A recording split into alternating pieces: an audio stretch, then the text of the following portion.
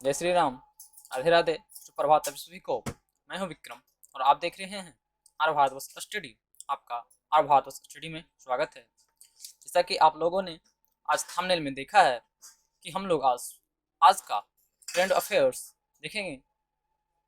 और as you know कितना आजकल नेसेसरी हो गया करंट अफेयर हम लोग को पढ़ना, because it covers a large part of GK and GS. So we have to we have to remember all the current affairs nowadays. Okay, so हमारे साथ अपडेट डेली होते रहिए, जिसके लिए आपको मेरे चैनल को सब्सक्राइब करना पड़ेगा और बेल आइकॉन दबाना पड़ेगा, ताकि मैं जब भी वीडियो अपलोड करूं तो आप वीडियो को तत्क्षण आप पा सकें। सो आइए हम लोग स्टार्ट करते हैं आज का करंट अफेयर्स। देखते हैं हम लोग और प्रत्येक क्वेश्चन का कुछ कुछ एक्सप्लेनेशन करते जाएंगे, जिसमें कि हम लोग को समझने में थोड़ा आसानी होगी। तो आइए हम लोग फर्स्ट क्वेश्चन देखते हैं। राइट, देखिएगा first question.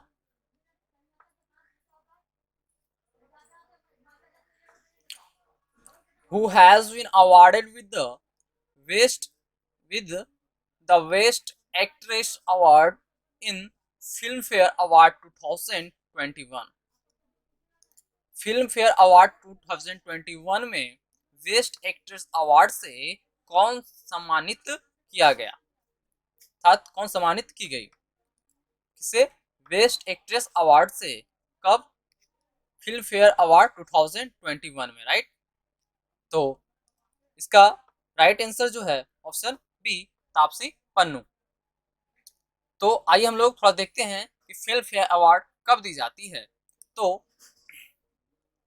Film fair award जो है यह जो दिया जाता है आर्टिस्टिक एंड टेक्निकल एक्सीलेंस के लिए। टेक्निकल आप कोई एक्सीलेंस दिखाते हो या फिर आर्टिस्टिक एक्सीलेंस दिखाते हो कहाँ, हिंदी लैंग्वेज फिल्म इंडस्ट्री में, तो आपको उसमें यह जो कि अवार्ड दिया जाता है अगर आपके पास एक्सीलेंस होती है हिंदी लैंग्वेज फिल्म इंडस्ट्री में, दैट मीन्स बॉलीवुड में। राइट, सो यह अवार्ड कब दी जाएगी, जब आप कोई एक्सीलेंस दिखाते हैं, चाहे वो टेक्निकल हो या फिर आर्टिस्टिक हो हिंदी लैंग्वेज फिल्म इंडस्ट्री में, तो ये अवार्ड जो है दी जाती है, जैसा कि 2021 में तापसी पन्नू को मिला है। नेक्स्ट क्वेश्चन हम लोग देखें। The next announced CJI NV Raman will take charge on. अगला घोषित CJI that means chief justice of India NV Raman अपना पद कब संभालेंगे? तो राइट आंसर ऑप्शन सी, 24 अप्रैल 2021 को ये अपना पद संभालेंगे। तो देखते हैं हम लोग CJI NV रमन के बारे में थोड़ा समझते हैं हम लोग। तो इनका जो पूरा नाम है N4 Nuthalapati and V4 Venkata and Ramana. ये जो है कि अपॉइंट किए गए हैं 48वां chief justice of India. Right, 48वां चीफ जस्टिस ऑफ इंडिया, जो कि चार्ज ले अपना जो पदभार संभालेंगे 24 अप्रैल 2021 को। और इनका कार्यकाल कब तक रहेगा, इनका टेन्यूर कब तक रहेगा, 26 अगस्त 2021 तक। राइट, आइए हम लोग नेक्स्ट क्वेश्चन पे चलते हैं। India's first state that has started to produce electricity under Kusum scheme. Kusum योजना के तहत बिजली उत्पादन करने वाला पहला राज्य कौन है? तो इसका राइट आंसर है ऑप्शन ए, राजस्थान। आइए हम लोग थोड़ा समझते हैं कुसुम योजना के बारे में। तो इसे प्राइम मिनिस्टर नरेंद्र मोदी जो है कि 2019 में लॉन्च किए हैं। इनका जो पूरा नाम है इनका, तो के फॉर किसान, यू फॉर कुसुम में, के फॉर किसान, यू फॉर ऊर्जा, एस फॉर सुरक्षा और एवं यू फॉर उत्थान, एम फॉर महाअभियान। राइट, तो इनका पूरा नाम क्या हुआ? कुसुम इज यूज्ड फॉर ऊर्जा सुरक्षा एवं उत्थान, किसान ऊर्जा सुरक्षा एवं उत्थान महाअभियान। राइट, जो कि कब लॉन्च किया गया था? 2019 मार्च में। राइट, और गवर्नमेंट ऑफ इंडिया के द्वारा ये लॉन्च किया गया था। ये लॉन्च किस लिए किया गया था? तो फार्मर्स के जो भी इनकम हुए हैं उन्हें इंक्रीज करने के लिए, उन्हें बढ़ाने के लिए क्या किया गया था, ये स्कीम लॉन्च किया गया था, राइट। और इतना ही नहीं, ये जो जब इससे लोन ली जाती है इसके तहत, तो सोर्स और जो कि इरिगेशन के लिए जो सोर्सेज होते हैं वो भी अवेलेबल कराते हैं और डीजलिंग के भी खर्च देते हैं। और इसके तहत जो कि अगर आप किसी बैंक से लोन लेते हैं तो 60 यू हैव, इस स्कीम के तहत 60% governments give subsidy in your account and 30% जो कि है वो आपको, जो बैंक जो है कि आपको सब्सिडी देती है। आप जिस बैंक से लोन लिए हैं उस बैंक से 30% सब्सिडी देती है। दैट मीन्स किसानों के लिए 90% जो क्या मिलती है, डिस्काउंट पे लोन मिलती है, और उसे जो 10% अपने लगाना होता है। और इसके तहत जिस जिस प्रकार आप जो है कि बिजली उत्पादन करके आप बेच सकते हैं या कोई भी काम कर सकते हैं, राइट। तो 90% आपको यहाँ पे डिस्काउंट मिल जाता है, जिसमें कि 10% किसान को लाना पड़ता है, बाकी का 90% आपको डिस्काउंट मिल जाता है। 60% गवर्नमेंट के द्वारा और 30% बैंक के द्वारा, राइट। तो आइए हम लोग नेक्स्ट क्वेश्चन पे चलते हैं। वियतनाम का नए प्रधानमंत्री कौन है? Who is the new prime minister of Vietnam? तो right answer is B, Pham Minh Chinh. ये जो राइट आंसर है फाम मी चिन। आइए हम लोग नेक्स्ट क्वेश्चन पे चलते हैं। Anil Deshmukh has resigned from which state home minister post? किस राज्य के गृह मंत्री के पद से अनिल देशमुख ने इस्तीफा दिया?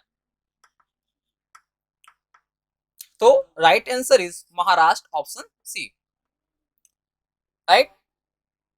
तो इनके ऊपर कोई एक्सट्रैक्शन का जो है कि एलिगेशन लगाया गया था, जिसके कारण इनको जो कि रिजाइन करना पड़ा, और उद्धव ठाकरे ने एक्सेप्ट भी किया है, राइट। तो आइए हम लोग नेक्स्ट क्वेश्चन देखते हैं। Which state governor will be awarded with Kalinga Ratna prize? Kalinga Ratna पुरस्कार से किस राज्य के राज्यपाल को सम्मानित किया जाएगा? तो answer is a, Andhra Pradesh. Andhra Pradesh के जो गवर्नर हैं, राज्यपाल हैं, वो कलिंग रत्न प्राइज से अवार्ड किए जाएंगे, सम्मानित किए जाएंगे। तो देखते हम लोग कलिंग रत्न प्राइज जो है कि कब दिया जाता है। तो कलिंग रत्न प्राइज जो है वो यूनेस्को के द्वारा दिया जाता है, राइट। वो यूनेस्को के द्वारा दिया जाता है।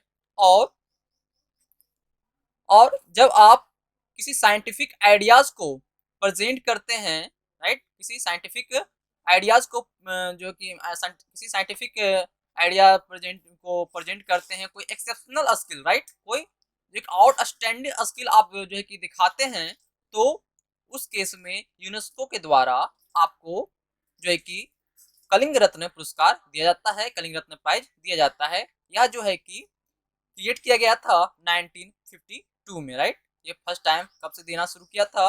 1952 से। आइए हम लोग नेक्स्ट क्वेश्चन पे चलते हैं। विच international airport has become a smart reading airport of the world? Right, world का कौन सा जो इंटरनेशनल एयरपोर्ट है वो स्मार्ट रीडिंग एयरपोर्ट बन गया है? कौन सा अंतरराष्ट्रीय हवाई अड्डा स्मार्ट रीडिंग हवाई अड्डा बन गया है? स्मार्ट रीडिंग हवाई अड्डा बन गया है। तो answer is option A, Dubai airport. और स्मार्ट रीडिंग हवाई अड्डा, why it is called smart reading हवाई अड्डा? Because it gives opportunity when passengers flying through Dubai international airport. तो उसे जो है कि 7,000 से भी ज्यादा मैगजीन्स, न्यूज़पेपर, जर्नल्स, कॉमिक्स ये सब जो है कि फ्री एक्सेस अर्थात बिल्कुल फ्री में जो है कि उसे दी जाती है पढ़ने को, राइट। इसलिए ये जो एयरपोर्ट है वो कहलाता है स्मार्ट रीडिंग एयरपोर्ट, राइट। क्योंकि इसके लिए इसके जो पैसेंजर जो यात्री होते हैं उसके लिए 7,000 मैगजीन्स, न्यूज़पेपर्स, जर्नल और जो भी कॉमिक्स वगैरह है वो सब इन्हें फ्री में जो है कि ये सुविधा दी जाती है। So this airport is called smart reading airport. आइए हम लोग नेक्स्ट देखते हैं। Which country will chair 47th G7 summit, 47वीं G7 शिखर सम्मेलन की अध्यक्षता कौन करेगा? Right answer is option C. हम लोग देखें कि G7 से जो 47th G7 समिट है वो क्या है, तो it is a group of 7 countries. वो 7 कंट्रीज कौन कौन है?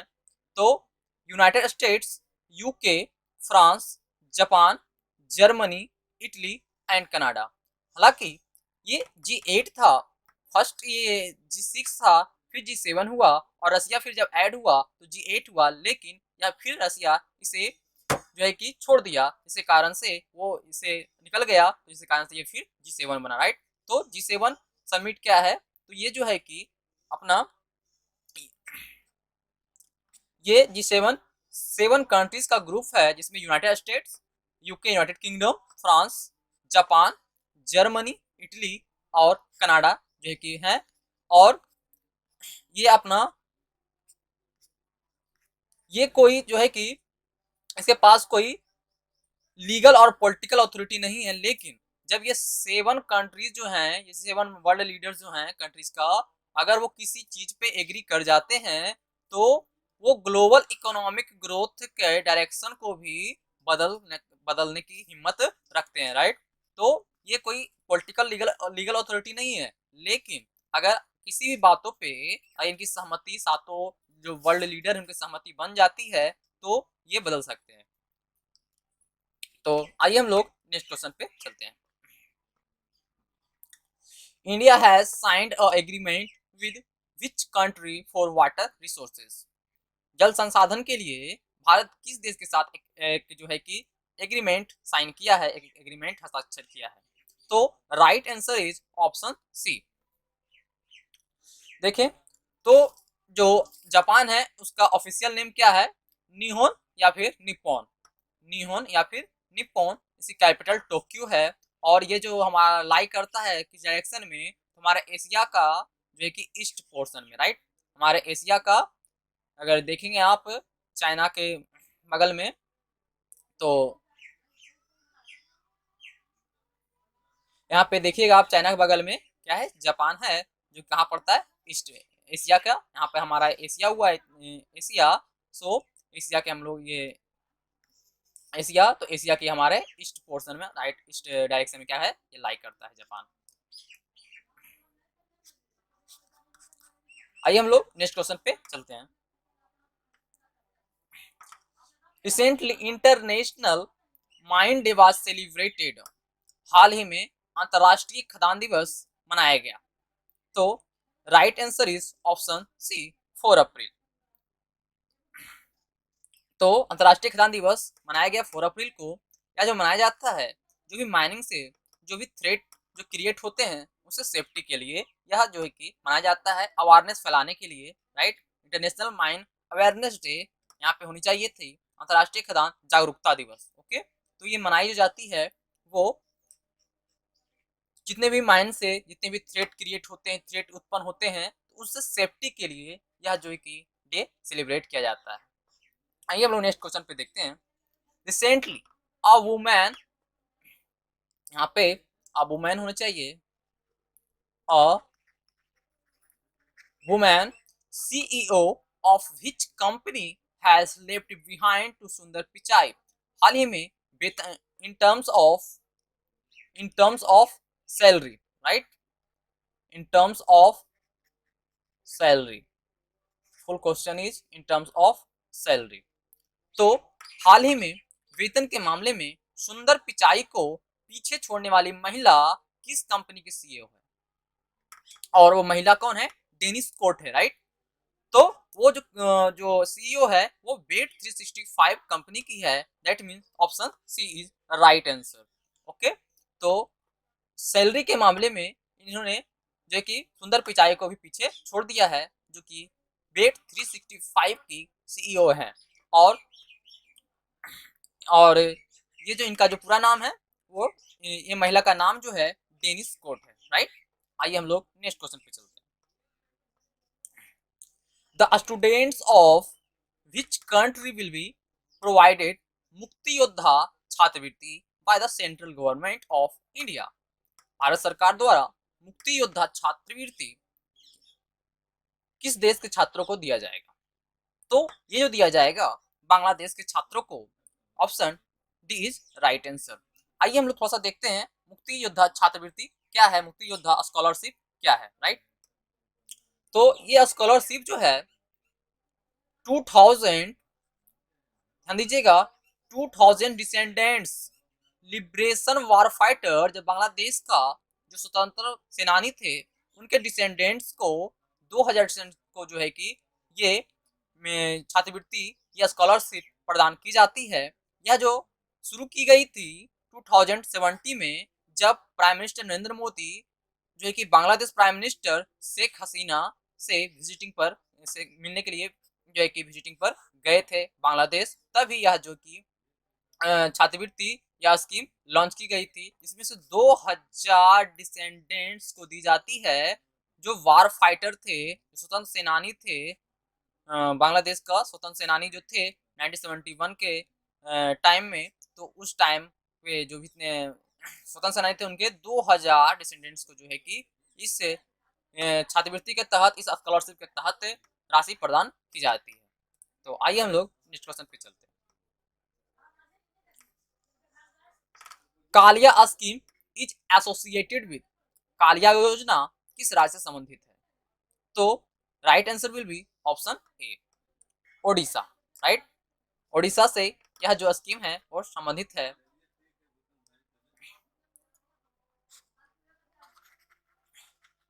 ये जो राइट आंसर है ऑप्शन ए, ओडिशा। तो आइए थोड़ा सा देखते हैं हम लोग कालिया स्कीम के बारे में। तो जो कालिया स्कीम है इसका उद्देश्य क्या है?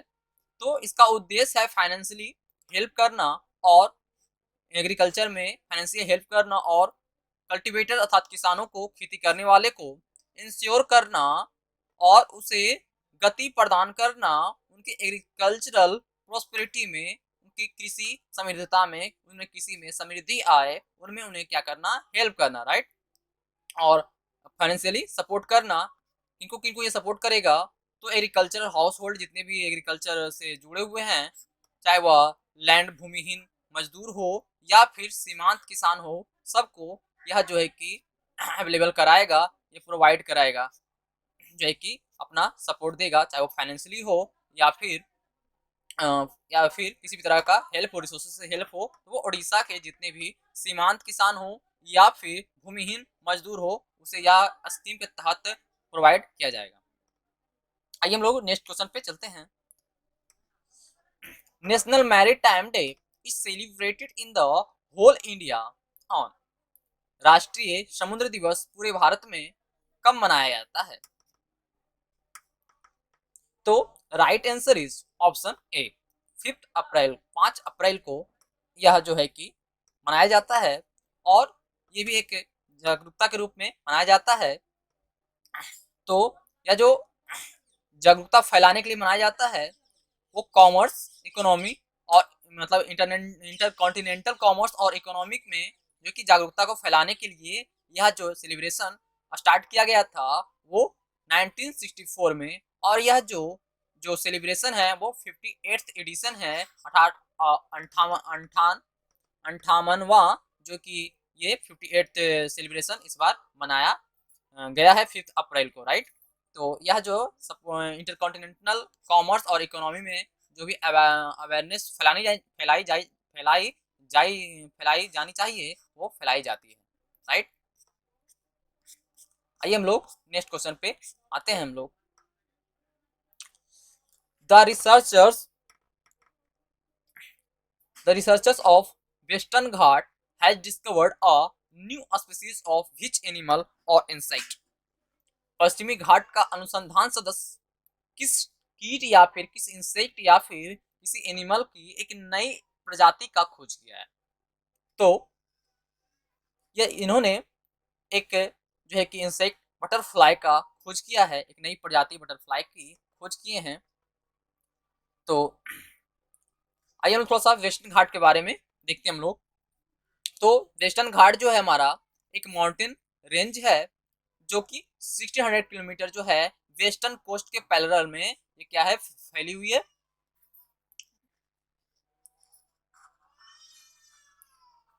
यहाँ देखे तो हमारा यहाँ से वेस्टर्न कोस्ट जो हमारा इसके पैरेलल में फैली हुई है वेस्टर्न घाट। और ये कहाँ से स्टार्ट होती है, इसके अंदर कौन, ये जो है कि कौन कौन से स्टेट को कवर करती है, तो गुजरात, फिर ये गुजरात को, फिर महाराष्ट्र, फिर गोवा, कर्नाटक और केरला और तमिलनाडु, इतने स्टेट को ये कवर करती है। कौन कौन से है, तो गुजरात है, महाराष्ट्र, फिर गोवा, कर्नाटक, केरला और तमिलनाडु को ये कवर करती है। टोटल 1600 किलोमीटर इनकी जो है कि पैरेलल में रन करती है, वो वेस्टर्न कोस्ट के पैरेलल में, राइट। और इसका जो एवरेज एलिवेशन देखे, एवरेज ऊंचाई देखे तो 2695 मीटर है। और लेंथ तो एज यू नो 1600 किलोमीटर, जैसा कि मैंने अभी बताया है 1600 किलोमीटर है। और इसकी जो हाईएस्ट पॉइंट है, जो पीक है हाईएस्ट, वो अन्नामुड़ी है, राइट। आइए हम लोग नेक्स्ट क्वेश्चन पे चलते हैं। तो ये आपके लिए जो है कि क्वेश्चन ऑफ द डे है, जिसका आंसर आपको खुद कमेंट बॉक्स में देना है, राइट। तो आज का ये वीडियो मैं समाप्त करता हूँ, मिलूंगा मैं अगले वीडियो में करंट अफेयर के साथ, यानी कि कल। Thank you for watching this video.